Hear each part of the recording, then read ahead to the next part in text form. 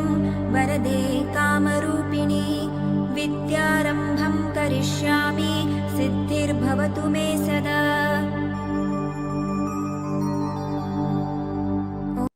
Hello students, welcome to शिक्षा सारांश। कैसे हैं आप लोग? आई होप आपकी तैयारी बहुत अच्छी चल रही होगी। इसी तैयारी को बूस्ट करने के लिए शिक्षा सारांश आज आपके लिए एक ऐसा वीडियो लेके आया है जो उपसर्ग और प्रत्यय टॉपिक से रिलेट करता है, जो आने वाली सभी भर्ती परीक्षाओं के लिए बहुत उपयोगी और इम्पोर्टेंट टॉपिक रहने वाला है। कई बच्चों को ये बहुत सरल लगता है, कईयों को कठिन लगता है, लेकिन इसकी जो जांच है कि आपके लिए ये सरल है या कठिन है, इसकी जांच करने का सिर्फ एक ही तरीका है कि आप PYQs को सॉल्व करें। और आज के हमारे इस वीडियो के अंदर हम PYQs को लेके आए हैं, इसी टॉपिक से रिलेट करने वाले सुपर इंपॉर्टेंट 50 PYQs जो कि पिछली भर्ती परीक्षाओं में पूछे गए हैं। सबसे ज्यादा इंपॉर्टेंट शब्द वही होते हैं जो परीक्षाओं में पूछ लिए गए हैं, तो हम वही आज जो है टॉपिक का जो सारे PYQs है हम इसे सॉल्व करेंगे। देखिए, उपसर्ग और प्रत्यय जो टॉपिक है ये हमने शिक्षा सारांश के चैनल के ऊपर जो प्लेलिस्ट बनी हुई है पटवार की, उसके अंदर आपको पहले से डिटेल में समझा दिया है। तो जिन बच्चों ने अभी तक जाकर के वहां नहीं देखा है उसे जरूर देखें। आने वाली सभी भर्ती परीक्षाएं, चतुर्श्रेणी कर्मचारी हो, वीडियो हो, SI हो या अन्य कोई भी भर्ती परीक्षा, सेकंड ग्रेड, फर्स्ट ग्रेड या जिस भी परीक्षा, स्टेनोग्राफर की, डेप्यूटी जेलर की परीक्षा जिसके अंदर सामान्य हिंदी पाठ्यक्रम है और उसमें उपसर्ग प्रत्यय टॉपिक आता है, उन सभी भर्ती परीक्षाओं के लिए वो टॉपिक को मैंने उस वीडियो के अंदर डिटेल में समझाया है कि उपसर्ग क्या होते हैं, कितने प्रकार के होते हैं, क्या मुख्य उदाहरण है उसके, प्रत्यय क्या होते हैं, कितने प्रकार के होते हैं, क्या मुख्य उदाहरण है। उस वीडियो को देखने के बाद अगर आप इस वीडियो को देखेंगे तो आपके जितने भी डाउट्स है वो सारे क्लियर हो जाएंगे और उपसर्ग और प्रत्यय से आप बिल्कुल सही प्रश्न परीक्षा में सॉल्व करके आएंगे। प्रश्न गलत होने की संभावना ही नहीं रहेगी और मोस्ट ऑफ चांस तो यही रहेगा कि जो प्रश्न है वो सभी यहीं से उठा करके दिए जाएंगे। इसीलिए इन दोनों वीडियो को अगर आप देख के जाएंगे तो आपकी परीक्षा में बड़ी मदद मिलेगी। चलिए आज हम इस टॉपिक को स्टार्ट करते हैं जिसका नाम है उपसर्ग और प्रत्यय। एकदम शॉर्ट में एक ट्रिक के माध्यम से मैं आपको समझा देती हूँ कि ये क्या होता है, फिर हम क्वेश्चन सॉल्व करेंगे। तो देखिए, सबसे पहले हमारा टॉपिक का नाम है उपसर्ग और दूसरा साथ ही साथ हमारा टॉपिक है प्रत्यय। तो ये दोनों ही क्या होते हैं? ये दोनों ही शब्दांश होते हैं। ठीक है, अब उपसर्ग कहाँ जुड़ते हैं? ये जुड़ते हैं शब्द से पहले, यानी जो मूल शब्द है उससे पहले जुड़ जाते हैं। और प्रत्यय कहाँ जुड़ते हैं? शब्द के अंत में। ये सभी छात्रों को भली भांति पता है, लेकिन इन दोनों के अंदर एक चीज कॉमन है कि ये भले ही शब्द के आगे जुड़े उपसर्ग या प्रत्यय जुड़े शब्द के पीछे, ये दोनों ही मिलकर क्या कर देते हैं? शब्द के अर्थ में विशेषता या परिवर्तन लाते हैं। ये बात दोनों के अंदर कॉमन है कि वो उपसर्ग जो है वो आगे जुड़ करके शब्द में विशेषता लाते हैं और प्रत्यय कहाँ जुड़ते हैं? शब्द के अंत में। और शब्द के अर्थ में क्या ले देते हैं? विशेष अर्थ को प्रकट कर देते हैं। अब ये कितने प्रकार के हैं इसके लिए मैंने आपको बता दिया कि प्लेलिस्ट में जाकर के वो वीडियो जरूर देखें और डिस्क्रिप्शन में जो लिंक दिया है उसके माध्यम से भी आप उस वीडियो को जरूर देख सकते हैं। और सबसे इंपॉर्टेंट बात कि शिक्षा सारांश चैनल को आप सब्सक्राइब जरूर करें, क्योंकि ये जो चैनल है ये आपके लिए बहुत ही उपयोगी, यूजफुल और परीक्षा से रिलेट करने वाला कंटेंट आपको उपलब्ध करवाएगा। तो इसीलिए इस चैनल को सब्सक्राइब करें और वीडियो को लाइक जरूर करें ताकि आने वाले सभी वीडियो आपके जो है परीक्षा में उपयोगी साबित हो सके। चलिए हम स्टार्ट करते हैं। विगत वर्षों की भर्ती परीक्षाओं में पूछे गए उपसर्ग और प्रत्यय के प्रश्न जो कि 2011 से 24 तक पूछे गए थे। पहला हमारा प्रश्न रहेगा, निम्नलिखित में से उपसर्ग रहित शब्द है। उपसर्ग रहित यानी जिसमें कोई उपसर्ग ना लगा हो, ऐसा शब्द जिसमें उपसर्ग न लगा हो। हमें वो वाला ऑप्शन छांटना है। डेप्यूटी जेलर की परीक्षा में पूछा गया। तो देखिए, उपसर्ग कहाँ जुड़ते हैं? शब्द के आगे जुड़ते हैं, अभी हमने बात की थी। तो आस्था शब्द के अंदर आ उपसर्ग का प्रयोग किया गया है। आसक्ति के अंदर आ प्लस शक्ति, आसक्ति, और सुक्ति जो है सु प्लस उक्ति से मिलकर के बना है। ये जो तीनों ऑप्शन है इनमें उपसर्गों का प्रयोग किया गया है। लेकिन ब नंबर पे लिखा हुआ एक शब्द जो है आस्तिक, ये क्या है? ये हिंदी का मूल शब्द है। ये हिंदी का कौन सा शब्द है? मूल शब्द है। और ये कहाँ से आया है? ये आया है संस्कृत से, क्योंकि संस्कृत जो है वो हिंदी भाषा की जननी है, आपको पता ही है। संस्कृत भाषा में एक जो धातु रूप होता है उसका नाम होता है अस्ति, अस धातु रूप होता है, उससे अस्थि से मिल करके ये आस्तिक शब्द बना है। लेकिन हमें पूछ रहे हैं कि क्या इसमें उपसर्ग लगा है? बिल्कुल उपसर्ग नहीं लगा है। ये कैसा शब्द है? मूल शब्द है। चलिए प्रश्न नंबर 2 देखते हैं। निम्नलिखित में से किस शब्द में त्य प्रत्यय का प्रयोग नहीं हुआ है? हमें वो ऑप्शन छांटना है जिसमें प्रत्यय तो लगा हो लेकिन त्य नहीं होना चाहिए, कोई दूसरा हो तो चलेगा। डेप्यूटी जेलर की परीक्षा में पूछा गया। तो पाश्चात्य शब्द में जो ये लास्ट में त्य दिखाई दे रहा है, ये त्य प्रत्यय ही है। पश्च से पाश्चात्य शब्द बना है। पांडित्य शब्द के अंदर जो आपको त्य दिखाई दे रहा है, ये शब्द गलत है, क्योंकि एक्चुअली के अंदर मूल शब्द था पंडित, और पंडित के पीछे यह प्रत्यय जोड़ देने से ये शब्द का निर्माण होता है जिसका नाम है पांडित्य। इसमें यह प्रत्यय है, त्य प्रत्यय नहीं है। तीसरा नंबर ऑप्शन, नित्य के अंदर नी प्लस त्य नित्य है, अमात्य के अंदर अमा प्लस त्य अमात्य है। तो 3 ऑप्शन अ, स और द, इन तीनों में तो त्य है, जबकि ब के अंदर यह प्रत्यय है, त्य प्रत्यय नहीं है। यही हमारा आंसर है। तीसरा नंबर प्रश्न हम देखते हैं कि 2 प्रत्यय वाला शब्द कौन सा है? डेप्यूटी जेलर की परीक्षा में पूछा गया। ऐसा ऑप्शन हमें छांटना है जिसमें एक नहीं 2 प्रत्यय लगे हों। तो देखिए, अगर हम टुकड़े करें तो पहला शब्द अगर हम देखते हैं, विशेष प्लस ता, विशेषता, एक ही प्रत्यय लगा है। दूसरा है कटु प्लस ता, कटुता, इसमें भी एक ही प्रत्यय लगा है। तीसरा है कवि प्लस ता, कविता। ये जो तीनों शब्द हैं इनमें एक ही प्रत्यय लगा है। अगर हम देखें तो ये जो शब्द है मानवता, इस शब्द को अगर हम गौर से देखें तो आपको दिखाई दे रहा हो कि मैडम एक ही तो प्रत्यय है, मानव प्लस ता। नहीं बच्चों, ऐसा है कि मानव प्लस ता एक प्रत्यय तो है, ये तो है ही है, लेकिन मानव शब्द मूल रूप से मनु से बना है। तो मनु प्लस अ, यानी मनु प्लस अ पहले से ही एक प्रत्यय जुड़ करके मानव शब्द का निर्माण कर चुका है। तो अ और ता, ये 2 प्रत्यय यहां पर जुड़े हुए, मानवता शब्द हमारा आंसर रहेगा। तो मानवता शब्द के अंदर जो मानव था वो पहले से ही प्रत्यय से बना था। मनु प्लस अ, ये अपत्यवाची प्रत्यय होते हैं। और ये प्रत्यय कितने प्रकार के होते हैं, कैसे होते हैं, इसकी जानकारी मैंने आपको बता दिया कि आपको उस वीडियो को जरूर देखना चाहिए। अपत्यवाची शब्द का अर्थ होता है संतान बोधक, यानी जो मनु की संतानें हैं वो मानव कहलाई, और मानव का जो गुण है अगर जिस व्यक्ति में पाया जाता है उसे मानवता कहते हैं। तो ये हमारा आंसर रहेगा जिसमें 2 प्रत्यय लगे हैं। चौथा नंबर प्रश्न देखिए, किस शब्द में आन प्रत्यय नहीं है?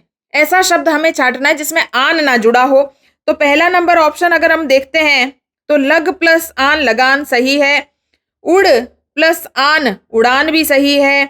उठ प्लस आन उठान भी सही है। लेकिन महान शब्द की अगर हम बात करें तो ये महान शब्द क्या है? ये एक मूल शब्द है। मूल शब्द वे शब्द होते हैं जिनके अंदर कोई उपसर्ग नहीं लगा, कोई प्रत्यय नहीं लगा। अगर हम महान शब्द की बात करें तो ये भी कहाँ से आया? संस्कृत जो है हिंदी की माँ है, हिंदी की जननी है। तो बहुत सारे शब्द हमने ज्यों के त्यों उठा लिए। मैंने आपको एक टॉपिक करवाया है जिसका नाम है तत्सम तद्भव शब्द। उसमें मैंने आपको बताया कि संस्कृत के जो शब्द हैं वो क्या कहलाते हैं? तत्सम। तो ये जो महान शब्द था जिसमें हलंत लगा था ये तत्सम था, और जिसमें तद्भव, संस्कृत से हिंदी में रूपांतरित हुए शब्दों को तद्भव कहते हैं। जिसमें हलंत नहीं लगा वो तद्भव शब्द है, लेकिन ये दोनों ही मूल शब्द है, इसमें कोई प्रत्यय नहीं है और कोई उपसर्ग नहीं है। ये हमारा आंसर रहेगा। 5वां नंबर प्रश्न देखिए, निम्नलिखित में से प्रयुक्त शब्द और उसमें प्रयुक्त प्रत्यय की दृष्टि से असंगत का नाम आते ही आपको गलत ऑप्शन छांटना है। डेप्यूटी जेलर की परीक्षा में पूछा गया प्रश्न था। तो शिक्षक जो है शब्द शिक्षा में अक प्रत्यय जोड़कर बना है, सही है। सौर जो है ये सूर्य प्लस अ से सौर्य बना है, ठीक है। मध्यम जो है मध्य प्लस म से बना है, ये भी ठीक है। पर रमणीय की बात करें उसमें ये बता दिया। एक्चुअली में जो रमणीय शब्द है वो रम प्लस अनीय से बना है, रमणीय, ठीक है ना। इसमें ईय नहीं है, प्रत्यय का नाम है अनीय। अगर यहाँ अनीय लिखा होता तो ये आंसर सही होता। अभी फिलहाल ये गलत है और हमें गलत ही छांटा था, यही हमारा आंसर रहेगा। 6वां नंबर प्रश्न देखिए, निम्नलिखित में से री प्रत्यय से निर्मित शब्द कौन सा है? डेप्यूटी जेलर की परीक्षा में पूछा गया कि री प्रत्यय कौन से शब्द में लगा हुआ है। अगर हम बात करें तो पहला शब्द है कोठा प्लस अरी, कोठारी शब्द बना। कोठा का अर्थ होता है छोटा कमरा, ठीक है, कोठारी। पूजा, ये पूजा शब्द से बना है। पूजा प्लस अरी पुजारी। फिर देखिए भीख प्लस अरी भिखारी, ये तीनों ही शब्द में अरी है। हमें री से निर्मित होने वाला शब्द पूछा था, तो ये आंसर रहेगा हमारा बांसुरी। बांस जो है उससे जब सुर निकलते हैं, बांस की जो लकड़ी है उसमें कुछ छेद करके जब सुर निकाले जाते हैं उसे बांसुरी कहते हैं। इसमें री प्रत्यय का प्रयोग किया गया है। ठीक है, 7वां नंबर प्रश्न देखिए, सु उपसर्ग से निर्मित शब्द नहीं है। ऐसा ऑप्शन छांटना है जिसमें सु उपसर्ग ना लगा हो। देखिए चारों ही ऑप्शन इस प्रकार से आते हैं जिसके अंदर सु सु नजर आएगा आपको, लेकिन सु उपसर्ग जहां पे प्रयोग में लाया गया है इसका मतलब उसके पीछे वाला शब्द जो है वो सार्थक होना चाहिए। जैसे पहला ही ऑप्शन देखिए, ये जो सुंदर शब्द है, ये सुंदर कैसा शब्द है? ये मूल शब्द है, इसमें कोई उपसर्ग नहीं है। जबकि सुरभि, ठीक है, सु प्लस रभि शब्द से बना है। स्वल्प स्व प्लस अल्प, और सुलभ सु प्लस लभ, सु प्लस लब से बना है, सुलभ। ठीक है ना। और ये जो है स्वल्प सु प्लस अल्प से बना है। तो हमें पूछा था कि सु उपसर्ग नहीं है, तो सु उपसर्ग सुंदर शब्द में नहीं है, क्योंकि सुंदर क्या है? एक मूल शब्द है। तो इस प्रकार से हमारा आंसर सुंदर हो जाएगा। ये सुंदर शब्द आपको याद रखना है कि बहुत सारी परीक्षाओं में पूछा जाता है। किस शब्द में एकाधिक उपसर्गों का प्रयोग किया गया? नया ट्रेंड है, आपको एक से अधिक प्रत्यय छांटने आने चाहिए, एक से अधिक उपसर्ग छांटने आने चाहिए। तो यहाँ पे वो वाला ऑप्शन हमें छांटना है जिसके अंदर एक से ज्यादा उपसर्गों का प्रयोग किया गया है। तो पहला नंबर ऑप्शन लेते हैं। जैसे ही आपके पास शब्द आएंगे आपको उसके टुकड़े कर देना है और पेन से लिख देना है ताकि आपका डाउट जो है क्लियर हो जाए। सु प्लस गम, एक ही उपसर्ग दिखाई दे रहा है। प्रति प्लस अक्ष प्रत्यक्ष, एक ही उपसर्ग दिखाई दे रहा है। प्रत्युपकार शब्द को अगर हम देखें तो प्रति धन उप धनकार, तो बताइए यहाँ कितने उपसर्ग दिखाई दे रहे हैं? 1 और 2। तो यहाँ पे 2 उपसर्ग दिखाई दे रहे हैं, यही हमारा आंसर होगा। और परि प्लस धी परिधि बनाए, तो ये जो प्रत्युपकार शब्द है इसमें 2 उपसर्गों का प्रयोग किया गया है। तो कुछ संधि नियम जुड़ जाते हैं, कुछ समासिक नियम जुड़ जाते हैं और उपसर्गों से जो नए शब्द बन जाते हैं। किस शब्द में कु उपसर्ग नहीं है? हमें वो छांटना है, डेप्यूटी जेलर में पूछा गया। तो देखिए कुशल शब्द जो है वापस से ये कौन सा शब्द है? एक मूल शब्द है। ठीक है, जबकि कुकर्म को आप अगर टुकड़े करेंगे तो कु प्लस कर्म, कु का अर्थ होता है बुरा और कर्म। कुमति, तो कु धन मति यानी बुरी मति, और कुपात्र तो कु धन पात्र यानी अयोग्य पात्र। इन तीनों शब्दों के अंदर कु उपसर्ग का प्रयोग किया गया है। लेकिन कुशल शब्द जो है वो एक मूल शब्द है। मूल शब्द मैंने आपको बताया किस प्रकार का शब्द होता है, जो कि मूल रूप से हिंदी में प्रयोग में लाया जाता है, जिसमें कोई उपसर्ग नहीं है और कोई प्रत्यय नहीं और कोई संधि समास भी नहीं है। 10वां नंबर प्रश्न देखते हैं, किस शब्द में 2 उपसर्गों का प्रयोग हुआ है? डेप्यूटी जेलर में पूछा। देखिए प्रश्नों का स्तर चेंज हो रहा है इसलिए आपको भी अपडेटेड रहना चाहिए। 2 उपसर्ग वाला शब्द कौन सा है? तो यहाँ पहला शब्द अगर हम देखते हैं तो अधि धन राज, एक ही उपसर्ग है। ठीक है, अभी धन अस्त अभ्यस्त, ये भी एक उपसर्ग है। अभ्यागत की बात करें तो अभी धन आ धन गत, तो यहाँ कितने उपसर्ग नजर आ रहे हैं आपको? 2 उपसर्ग नजर आ रहे हैं। और अधिष्ठाता की बात करें तो अधि धन स्थाता। इस प्रकार से हम देखते हैं कि अ ब और द इन तीनों में तो एक ही है, जबकि अभ्यागत शब्द जो है वो अभी और आ और गत से मिलके बना है, तो इसमें 2 उपसर्गों का प्रयोग किया गया है। 11वां नंबर प्रश्न अगर हम देखते हैं तो हमें पूछा है कि वह प्रत्यय युक्त शब्द कौन सा है? स्कूल लेक्चरर 2024 की ग्रुप ई की परीक्षा में पूछा गया। वह जो है प्रत्यय कहाँ लगा है? तो देखिए सबसे पहला जो ऑप्शन है वही हमारा आंसर है, केशव।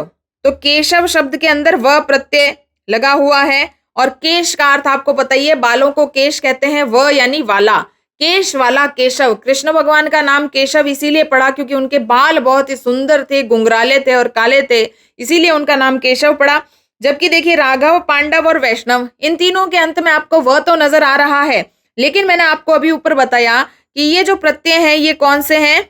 ये अपत्यवाची हैं, अपत्यवाची प्रत्यय हैं, जो कि क्या बताते हैं? ये किसी संतान बोधक शब्द की सूचना देते हैं। जैसे रघु प्लस अ से बनता है राघव, पांडु प्लस अ से बनता है पांडव और विष्णु प्लस अ से बनता है वैष्णव। अभी जो आने वाली भर्ती परीक्षाएं हैं उनके अंदर ये जरूर पूछे जा रहे हैं। ये तीनों ही शब्द में व नजर आ रहा है, लेकिन तीनों में जो प्रत्यय लगा है उसका नाम है अ, और ये अ संतान की सूचना देते हैं। जैसे रघुवंश की जितनी संतानें हैं, रघु राजा रघु जो है उनकी संतानें राघव कहलाती है, पांडु की संतानें पांडव और विष्णु की संतानें वैष्णव। इस प्रकार से ये शब्द बने हैं। चलिए 12वां नंबर प्रश्न देखते हैं। निम्नलिखित में से सु उपसर्ग से निर्मित शब्द नहीं है। ऐसा ऑप्शन छांटना जिसमें सु उपसर्ग ना लगा हो। ये देखिए स्कूल लेक्चरर की जो ग्रुप ई की परीक्षा थी उसमें पूछा गया था। तो देखिए स्वस्ति शब्द में सु प्लस अस्ति है। स्वस्ति शब्द का विच्छेद अगर हम करें तो सु प्लस अस्ति है। सुकृत शब्द में आपको साफ स्पष्ट तौर पे नजर आ रहा है सु है और कृत है, जबकि सुंदर शब्द ये ऊपर भी आया था, मैंने आपको बताया था, डेप्यूटी जेलर की परीक्षा में भी पूछा गया था और स्कूल लेक्चर में भी पूछा गया है। तो आप ये निर्णय ले सकते हैं कि परीक्षा के पीवाईक्यूज कितने इंपॉर्टेंट है, क्योंकि ये रिपीट होते हैं। सुंदर शब्द कैसा शब्द है मैंने आपको बताया था, सुंदर एक मूल शब्द है और सुक्त जो है सु प्लस उक्त से बना है। तो इन तीनों के अंदर ही सु उपसर्ग है, लेकिन सुंदर शब्द एक मूल शब्द है, उसमें कोई उपसर्ग नहीं है। 13वां नंबर प्रश्न देखिए स्कूल लेक्चरर की जो परीक्षा ग्रुप ई की थी उसमें पूछा गया था कि किस विकल्प के सभी शब्द ई प्रत्यय से निर्मित हैं। ई प्रत्यय से तीनों ऑप्शन, तीन तीन उदाहरण दिए हैं, तीनों ही ऑप्शन के अंदर ई जो होना चाहिए। सूती शब्द जो है इसका मूल शब्द क्या होगा? सूती शब्द का मूल शब्द क्या है? सूत प्लस ई। चलिए ये तो ठीक है। जबकि दूसरा ऑप्शन देखते हैं पढ़ाई, तो पढ़ धन आई, तो इसमें ई नहीं है, तो ये वाला ऑप्शन वैसे ही रॉन्ग हो गया। दूसरा देखते हैं बुराई, तो बुराई तो शब्द पहला शब्द ही गलत दिया हुआ है, बुर प्लस आई है, तो ये भी रॉन्ग हो गया। तीसरा है घमंडी, अगर हम बात करें तो यहाँ पे लिखा है घमंड प्लस ई, घमंडी सही है। दूसरा ऑप्शन लिखा है ऊनी, तो ऊन प्लस ई, ऊनी सही है। तीसरा है लिखा है हिंदुस्तान प्लस ई, हिंदुस्तानी सही है। ये तीनों जो ऑप्शन है यानी घमंडी, ऊनी और हिंदुस्तानी, ये तीनों ही ऑप्शन में ई प्रत्यय है, यही हमारा आंसर है। चौथा नंबर ऑप्शन भी अगर हम देख लें, ऑब्जर्व कर लें, तो जुआरी शब्द लिखा है जिसमें आरी है, जुआ प्लस आरी, तो यहाँ पे ई नहीं है, आरी है। चलिए हमारा ऑप्शन हमें मिल गया, आंसर मिल गया। 14वां नंबर प्रश्न देखते हैं। स्कूल लेक्चरर की जो 2024 की ग्रुप ई की परीक्षा थी उसमें पूछा है अनीय प्रत्यय से निर्मित शब्द नहीं है, यानी ऐसा ऑप्शन छांटना जिसमें अनीय नहीं होना चाहिए। रमणीय तो है, मैंने आपको ऊपर भी समझा दिया था। रमणीय शब्द के अंदर कौन सा प्रत्यय था? रम धन अनीय। दर्शनीय शब्द के अंदर देखिए दर्शन प्लस अनीय, ठीक है। चौथा जो तीसरा शब्द है पाणिनीय, ये जो शब्द है पणिन प्लस य से बना है और ये अपत्यवाची शब्द है। माननीय में भी मान प्लस अनीय है, तो इस प्रकार से हम देखते हैं कि ये जो है ये अ ब और द इनमें अनीय है, जबकि स के अंदर य प्रत्यय है, अनीय प्रत्यय नहीं है। 15वां नंबर प्रश्न देखते हैं। भारतीय में युक्त प्रत्यय कौन सा है? प्रत्यय कहाँ जुड़ेगा? अंत में जुड़ेगा, तो नाम से ही आपको दिखाई दे रहा है। पहला शब्द है भारत और दूसरा शब्द है ईय, तो हमारा आंसर रहेगा ईय। सीईटी की परीक्षा में पूछा गया। 16वां नंबर प्रश्न देखिए निरुपसर्ग युक्त शब्द नहीं है, यानी वो ऑप्शन छांटना है जिसमें निरुपसर्ग न लगा हो। सीईटी की परीक्षा में पूछा गया है। पहला ऑप्शन देखते हैं तो देखिए निर्धनमल, निर्मल लगा है। दूसरा ऑप्शन देखते हैं तो नी प्लस त्य, नित्य, तो यही हमारा आंसर रहेगा। तीसरा और चौथा में आपको निराकरण में निर प्लस कारण दिखाई दे रहा है और निर्वास में भी निर प्लस वास दिखाई दे रहा है, तो इन तीनों में तो निर दिखाई दे रहा है और नित्य में तो दिखाई नहीं दे रहा, यही हमारा आंसर है। कभी प्रश्नों का स्तर सरल होता है और कभी कठिन होता है, लेकिन हमें प्रैक्टिस करके जाना बहुत जरूरी होता है। प्रत्युपकार शब्द में निहित उपसर्ग कौन सा है? सीईटी की परीक्षा में पूछा गया। तो देखिए प्रति धन उप धनकार, अगर इस प्रश्न को घुमा के पूछा जाता तो आपको यह भी पूछा जा सकता था कि इसमें कितने उपसर्ग हैं, तो 2 उपसर्ग हैं। पहला नंबर है प्रति, दूसरा नंबर है उप। यहां सिर्फ एक ही पूछा है, तो हमें आंसर देना है प्रति। 18वां नंबर प्रश्न देखिए वेदना में प्रयुक्त प्रत्यय कौन सा है? तो साफ दिखाई दे रहा है, मूल शब्द क्या है? वेद प्लस ना, ठीक है ना। तो वेदना शब्द में ना वेद प्लस अना, सॉरी वेद प्लस अना, क्योंकि वेद शब्द में मैंने हलंत लगाया है और ये हलंत ये बता रहा है कि यहाँ पे अ की आपूर्ति अना प्रत्यय से की गई है। सीईटी की परीक्षा में पूछा गया है। 19वां नंबर प्रश्न देखिए, चतुराई शब्द में कौन सा प्रत्यय है? तो यहाँ पे आपको स्पष्ट रूप से दिखाई दे रहा है चतुर्धन आई। सीईटी की परीक्षा में पूछा गया है चतुर्धन आई, यहाँ आई आंसर रहेगा हमारा।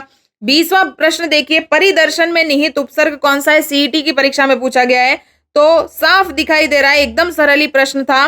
परिधन दर्शन, तो परि उपसर्ग का प्रयोग किया गया है। ये परि जो है द नंबर पे लिखा हुआ है। 21वां नंबर प्रश्न देखिए, उत्कर्ष शब्द में निहित उपसर्ग कौन सा है? सीईटी की परीक्षा में पूछा गया, तो उत्कर्ष शब्द में साफ दिखाई दे रहा है उत उपसर्ग है। ठीक है, उत का अर्थ होता है ऊंचा और कर्ष का अर्थ होता है खींचना, यानी उत्कर्ष शब्द का अर्थ होता है ऊंचाई की ओर खींचना। वे कार्य जो आपको ऊंचाई की तरफ ले जाते हैं वो उत्कर्ष कहलाते हैं। तो यहाँ उत आंसर रहेगा हमारा।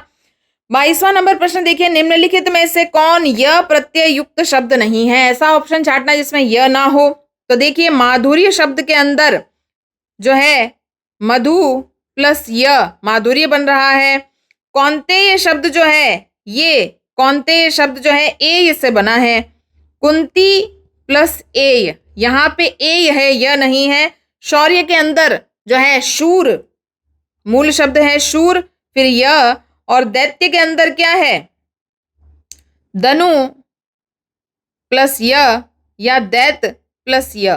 ठीक है, इस प्रकार से इन तीनों के अंदर माधुर्य में, शौर्य में और दैत्य में तो यह है, लेकिन कौन्तेय शब्द जो है ये अपत्यवाची है। मैंने आपको अभी समझाया था थोड़ी देर पहले, अपत्य का अर्थ होता है संतानवाची।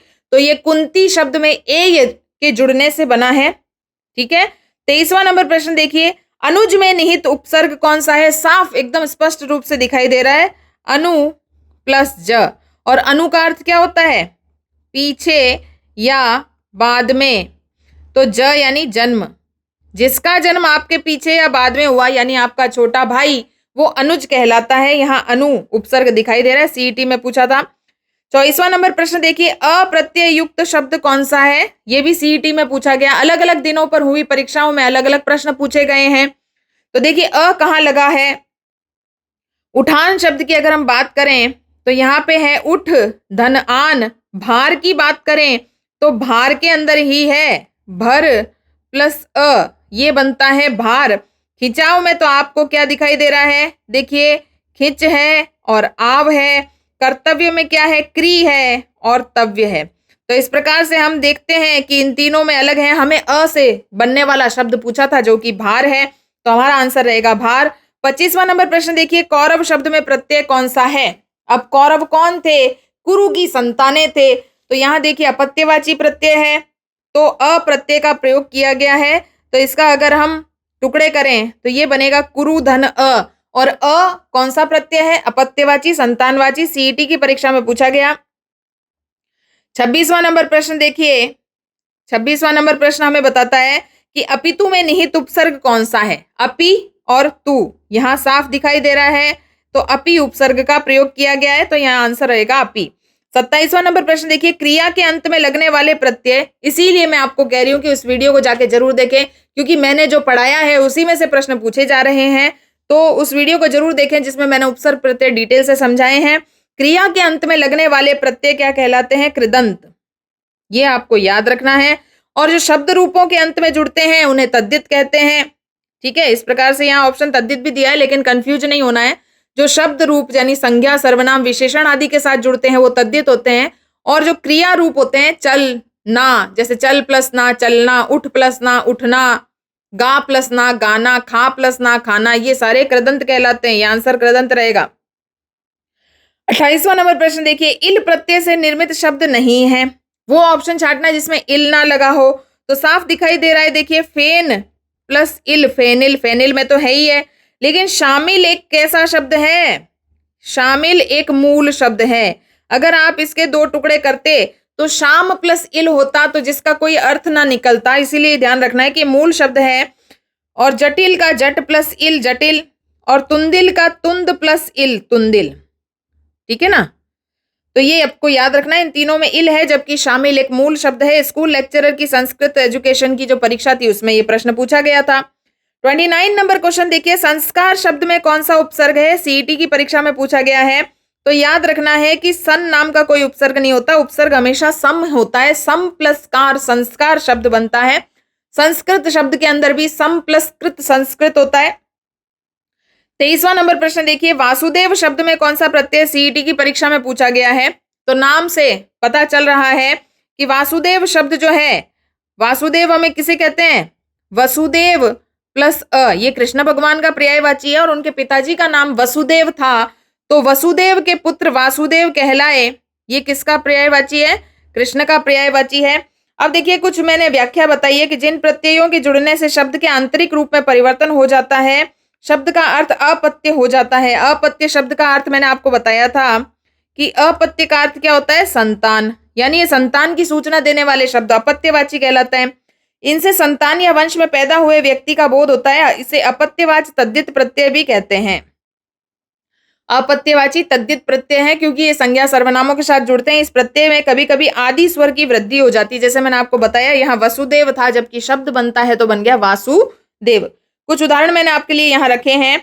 वसुदेव प्लस अ बन गया वासुदेव, जो हमारे प्रश्न पूछा है। मनु प्लस अ मानव, ये भी मैंने आपको ऊपर समझाया था, मानवता शब्द जो समझाया था। कुरु प्लस अ कौरव, ये भी परीक्षा में आ चुका है। यदु प्लस अ यादव, विष्णु प्लस अ वैष्णव भी आ चुका है। कुंती का कौंते भी आ चुका है। रघु प्लस अ राघव, यानी वसुदेव की संतान वासुदेव कहलाई, मनु की संतान मानव, कुरु की संतान कौरव, रघु की संतान राघव, यदु की संतान यादव, विष्णु के उपासक विष्णु की संतानें वैष्णव और कुंती के पुत्र कौंतेय कहलाए। तो इस प्रकार से हमें ये याद रखना है। 31 नंबर क्वेश्चन देखिए, उद्यम में कौन सा उपसर्ग लगा हुआ है? तो याद रखना है, उद्यम में उत उपसर्ग का प्रयोग किया गया है, जो कि यहाँ लिखा है। सीईटी की परीक्षा में पूछा गया था। 32 नंबर क्वेश्चन देखिए, क्रिया या धातु के अंत में लगाए जाने वाले प्रत्यय, अभी मैंने आपको समझाया, जो क्रिया रूपों के अंत में जुड़ते हैं उन्हें क्या कहते हैं? कृदंत। क्या कहते हैं? कृदंत। और कृदंत का ही नाम है कृत प्रत्यय। कृदंत यानी कृत जिसके अंत में लगा उसे कृदंत कहते हैं। ये 27 सितंबर की सीईटी की परीक्षा में पूछा गया। 33 नंबर क्वेश्चन देखिए, निम्नलिखित में से किन शब्दों में प्रति उपसर्ग का प्रयोग है? चारों पांचों ऑप्शन पढ़ने हैं। तो यहाँ देखिए, अगर हमें टुकड़े करने पड़े तो करने ही चाहिए, जरूर करने चाहिए। पहला है प्रति धन एक प्रत्येक, ठीक है। दूसरा है प्र प्लस योग। तीसरा है प्र प्लस सार। चौथा है प्रति प्लस कार। और पांचवा है प्रति प्लस अक्ष। तो बताइए फटाफट, कहाँ कहाँ है प्रति? प्रति प्लस एक में है, प्रति प्लस कार में है और प्रति प्लस अक्ष में है। यानी ए और डी और ई ये हमारा आंसर रहने वाला है जो यहाँ लिखा हुआ है। तो ये भी सीईटी की परीक्षा में पूछा गया था। 34वां नंबर प्रश्न देखिए, सूची 1-2 को मिलान करना है। एक तरफ उपसर्ग है, प्रत्यय है और एक तरफ शब्द है। तो देखिए, प्रति उपसर्ग से क्या बना है? सामने दिखाई दे रहा है आपको, प्रतिकार बना है। सम उपसर्ग से क्या बना है? संस्कार बना है। य से क्या बना है? यह प्रत्यय जुड़ने से कृत्य और मान जुड़ने से विद्यमान। तो इस प्रकार हमारा आंसर हो जाएगा ए का 3, बी का 1, सी का 2 और डी का 4, जो कि हमारे लिखा हुआ है ब नंबर पे। ये हॉस्टल सुपरिटेंडेंट की परीक्षा में पूछा गया प्रश्न है। इस प्रकार से देखिए, 35वां नंबर प्रश्न देखिए, क्षत्रिय शब्द में कौन सा प्रत्यय जुड़ा हुआ है? स्टेनोग्राफर की परीक्षा के अंदर पूछा गया है। तो क्षत्रिय शब्द जो मूल रूप से छात्र था, उसमें ई प्रत्यय जुड़ने से क्षत्रिय शब्द की उत्पत्ति हुई है। तो यहाँ पे ई आंसर रहेगा। देखिए 36वां नंबर प्रश्न देखिए, अनुपयुक्त शब्द में कौन सा उपसर्ग है? इसमें अन उपयुक्त शब्द है, ठीक है ना। अन प्लस उपयुक्त अनुपयुक्त बनता है, तो यहाँ अन है। स्टेनोग्राफर की परीक्षा में पूछा गया था और ये संयोग से मिलकर के शब्द बन गया है। अन प्लस उपयुक्त यानी जो उपयुक्त नहीं है, जो सही नहीं है। 37वां नंबर प्रश्न देखिए, उद्धार शब्द में कौन सा उपसर्ग समाहित है? ये ऊपर भी रिपीट हुआ था, उत धन हार। उद्धार शब्द स्टेनोग्राफर की परीक्षा में पूछा गया है, यही हमारा आंसर होगा। आपको ये ध्यान रखना है, हलंत जरूर लगाना है। जब भी उत शब्द उत उपसर्ग का जब आप प्रयोग करें तो हलंत जरूर लगाएं। 38वां नंबर प्रश्न देखिए, पौरुषेय में कौन सा प्रत्यय स्टेनोग्राफर की परीक्षा के अंदर पूछा गया? तो पौरुषेय शब्द जो है वो पुरुष शब्द से बना है। पुरुष प्लस ए पौरुषेय बना है, ठीक है। तो इस प्रकार से ए प्रत्यय का इसमें प्रयोग किया गया है। तो देखिए लास्ट में जो भी मात्रा जुड़ती है वही प्रत्यय होता है। तो यहाँ पौरुषेय ए लास्ट में दिखाई दे रहा है, तो ए प्रत्यय का प्रयोग किया गया है। अत्याचार शब्द में कौन सा उपसर्ग लगा है? स्टेनोग्राफर की परीक्षा में पूछा गया है।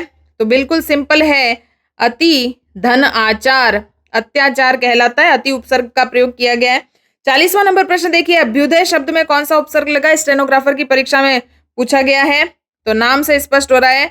अभी धन उदय, अभ्युदय, इसमें यण संधि के कार्य के कारण अभ्यु हो गया, अभी प्लस उदय शब्द था, स्टेनोग्राफर में पूछा था। 41वां नंबर प्रश्न देखिए, र प्रत्यय से निर्मित होने वाला शब्द कौन था? स्टेनोग्राफर की परीक्षा में पूछा गया है। र से कौन सा शब्द बना है? देखिए राम, क्या राम में आपको र नजर आ रहा है? सरल, सरल में भी नहीं आ रहा, मधुर में तो आपको साफ दिखाई दे रहा है। तो यहाँ पे जो मूल शब्द था वो मधु था और उसमें र प्रत्यय मिल जाने से मधुर बन गया, यही हमारा आंसर रहेगा। 42वां नंबर प्रश्न देखिए, सौंदर्य शब्द में कौन सा प्रयुक्त प्रत्यय आया है? सौंदर्य, तो सुंदर प्लस य, मूल शब्द सुंदर था, उसमें यह प्रत्यय जोड़ दिया तो सौंदर्य बन गया। ठीक है, स्टेनोग्राफर में पूछा था। 43 नंबर क्वेश्चन देखिए, निम्नलिखित में से कौन सा उपसर्ग युक्त शब्द का उदाहरण है? ऐसा ऑप्शन छांटना है जिसमें उपसर्ग लगा हो। तो पहला देखिए, पहला नंबर पे ही जो लिखा है उसमें लिखा है अध प्लस खिला, तो ये अध उपसर्ग जो है ये उर्दू वाला उपसर्ग है, यही हमारा आंसर है। जबकि विद्यमान में मान प्रत्यय है, दर्शनीय में अनीय प्रत्यय है और नयन में न प्रत्यय है। हमें उपसर्ग पूछा था तो आंसर नंबर 1 रहेगा, क्लर्क ग्रेड 2 की परीक्षा में पूछा गया है। 44 नंबर क्वेश्चन देखिए, निम्नलिखित में से नी प्रत्यय युक्त शब्द कौन सा है? क्लर्क ग्रेड 2 के अंदर पूछा गया है। तो नी कहाँ दिखाई दे रहा है आपको? निरोग में नी नहीं दिख रहा, गैर कानूनी में नी तो दिख रहा है लेकिन कानूनी शब्द है इसके अंदर। कतरनी, यहाँ पे मूल शब्द है कतर और उसमें जोड़ दिया नी, तो यहाँ पे नी प्रत्यय का प्रयोग किया गया। जबकि सपत्नी में पत्नी शब्द है, तो यहाँ देखिए कि आपको लास्ट में नी नजर आ जाने से ही आंसर सेलेक्ट नहीं करना है, सार्थक और निरर्थक शब्दों की बात भी जरूर देखनी है। पहले वाला शब्द सार्थक होना चाहिए प्रत्यय से पहले वाला। 45 नंबर क्वेश्चन देखिए, किन शब्दों में आवट प्रत्यय लगा हुआ है वो छांटना है। लिखावट में लग रहा है, बिल्कुल सही है। घबराहट में तो आहट है, आवट नहीं है। बनावट में आवट है, बिल्कुल सही है। गुर्राहट में तो आहट है, आवट नहीं है। आहट तो आहट स्वयं आहट है, वहां आवट नहीं है। तो 2 ऑप्शन ऐसे हैं, ए और सी, जिसके अंदर हमारा आंसर हमें मिल रहा है। तो हमारा आंसर होगा ए और सी, क्लर्क ग्रेड 2 के अंदर पूछा गया प्रश्न था। 46 नंबर क्वेश्चन देखिए, निम्नलिखित में से कौन सा प्रत्यय का उदाहरण है? क्लर्क ग्रेड 2 के अंदर पूछा था कि प्रत्यय कहाँ लगा हुआ है। तो देखिए पहला ही शब्द जो है उसमें प्रत्यय नजर आ रहा है, फल प्लस इत फलित, जबकि संकल्प के अंदर तो उपसर्ग है। देखिए सम प्लस कल्प संकल्प, उत्थान के अंदर उत प्लस थान और सम्मेलन के अंदर सम धन मेलन, ये तो तीनों उपसर्ग हैं और ये क्या है? प्रत्यय। हमें प्रत्यय वाला ऑप्शन पूछा था क्लर्क ग्रेड 2 के अंदर।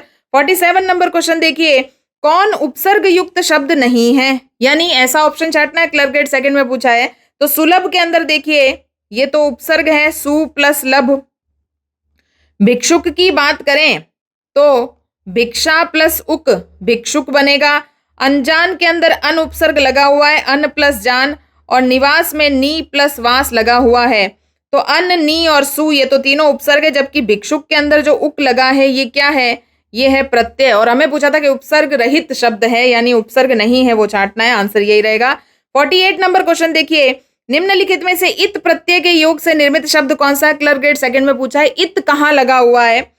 तो अंकित शब्द के अंदर ही दिखाई दे रहा है हमें, अंक प्लस इत, अंकित बिल्कुल साफ दिखाई दे रहा है। इत्यादि इति प्लस आदि से बना है। वैदिक वैद प्लस इक से बना है। कदाचित कदा प्लस चित से बना है, तो हमारा आंसर रहेगा अंकित। 49 नंबर क्वेश्चन देखिए, फैलाव में कौन सा प्रत्यय है? तो जैसे ही आपके पास शब्द आता है आपको उसके 2 टुकड़े कर देने हैं, और पहला शब्द है फैल और दूसरा शब्द है आव, तो यहाँ आंसर हो जाएगा आव, क्लर्क ग्रेड 2 में पूछा गया था। 50वां और अंतिम प्रश्न देखिए, सूची 1 और सूची 2 का मिलान करना है। एक तरफ शब्द है और दूसरी तरफ उपसर्ग है। प्रत्येक शब्द में प्रति उपसर्ग है, सभी को पता है। प्रति धन एक प्रत्येक होता है। निरोध में नी प्लस रोध निरोध होता है।